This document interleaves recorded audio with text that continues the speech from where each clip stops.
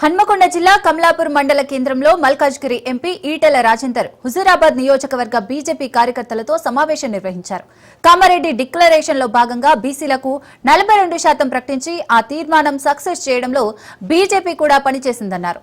2 ఏళ్లుగా గ్రామాల్లో పాలన పడకేసిందన్నారు. నల్గొండ జిల్లా తాండాలో గిరిజనాలు తప్ప ఎవరూ లేరు కానీ అక్కడ బీసీలకు రిజర్వేషన్ ఇచ్చారని గుర్తు చేశారు.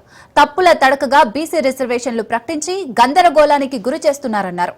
అనుభవం లేకనే రాష్ట్రంలో ఈ పరిస్థితి నెలకొందని విమర్శించారు.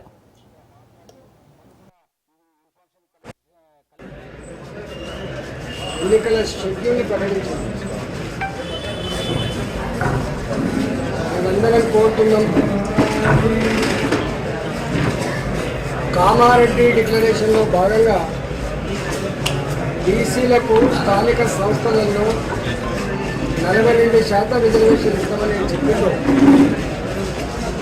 దానికి కౌన్సిల్లో కానీ అసెంబ్లీలో కానీ యునానిమస్ తీర్మానం చేసిందో భారతీయ జనతా పార్టీ కూడా సంపూర్ణంగా మద్దతు ఇచ్చింది.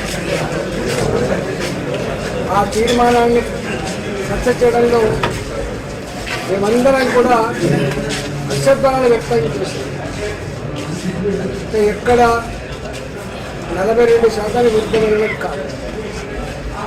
రెండవది, స్థానిక ఎన్నికలు నిర్వహించకపోవడం వల్ల గ్రామాలన్నీ కూడా వల్లకాడుగా మారిపోయింది. కాబట్టి మేమంతా డిమాండ్ చేసింది ఏంటంటే తక్షణమే ఎన్నికలు జరిపించండి,